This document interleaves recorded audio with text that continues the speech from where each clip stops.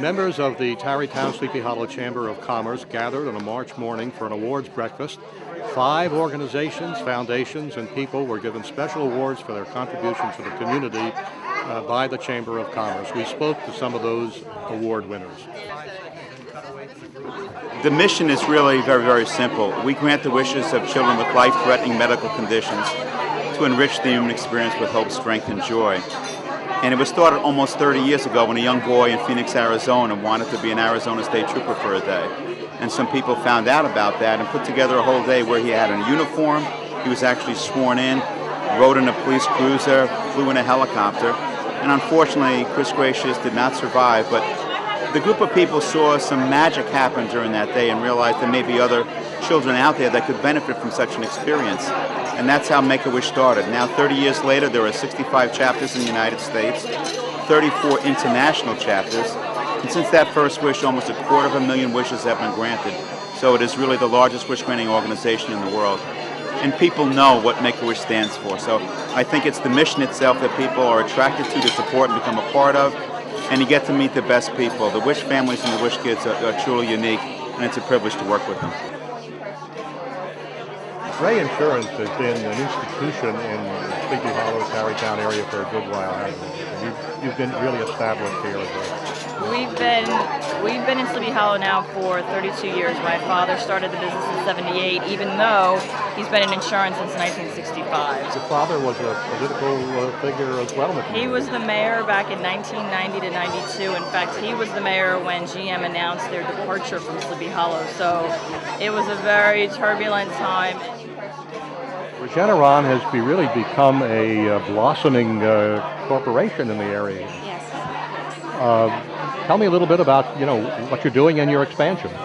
Well, what's exciting is that last summer we moved into our new facilities at the Landmark, and we thought things were going pretty well. And then soon after that, within 2 months, we expanded our collaboration agreement with Santa Fe Adventist. And this really made it necessary for us to not only hire 500 new people, but also to take the 3rd new building and lease that as well. So it really is a chain of events that started with the expansion of this antibody development collaboration and this great partnership. And now we have to find a place for all these people to work. So what's so exciting, though, is that there are so many of our product candidates in the pipeline right now that there are many chances for success. Your restaurant has been around for a long time in Tarrytown. You're sort of 25 years. Doesn't seem like a day over 40. What's the essence of what you're providing to the community in terms of dining? Well, the essence, everybody looks for a place to go. People don't necessarily go out to eat, they eat to go out. So it's another form of entertainment. A lot of people call it a Mexican restaurant. I like to call it an American restaurant with a Mexican menu. We serve Mexican food, and we have Mexican guys in the kitchen preparing it, and it's very authentic. But people feel comfortable coming in, knowing that they can communicate easily. It's an American restaurant, everybody speaks English, whereas sometimes you go into a Mexican restaurant or a Chinese restaurant, you get the feeling maybe the waiters and the bartenders don't know what you're talking about. You're sort of a gathering point for folks to come in and chat, community people as well. Yeah, well, way back when, there wasn't too many in town. Now becoming a little bit saturated, the restaurant scene. But way back when we opened, we were pretty much it, one of the Fort Apache at the top of Main Street. This is quite an affair. The Chamber has really become a great force in the community. Well, thank you. Well, it's a great board, and it's a great team effort behind it.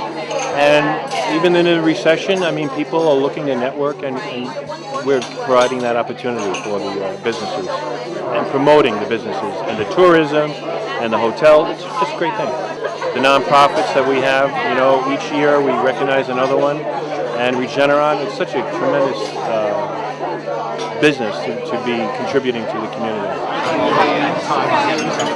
What do you really attribute this attitude that Sleepy Hollow, Tarrytown have in terms of gatherings like this and so forth? I think there's a combination of a base of longtime hardworking community. Certainly in Sleepy Hollow's case, North Tarrytown, a largely blue-collar community that has always worked hard. An immigrant population that all came here looking for a better way, a better life for themselves and their families. That has also meant working hard, and that has just infused both communities over the decades. So there's a tradition here of working hard for both yourself and for the community, for your schools, and I think that's playing out now. We're not suburbs. We are villages that have gone back, have histories for a couple of hundred years. So we have always been an entity. We're not some creation and overflow of people moving out of the city. Certainly there are folks here who've moved from the city, but one of the things that's attracted those of us who have done that is that these are real towns. These are real places that have always made their own way. And I think as businesses come here, they understand that and they work within it.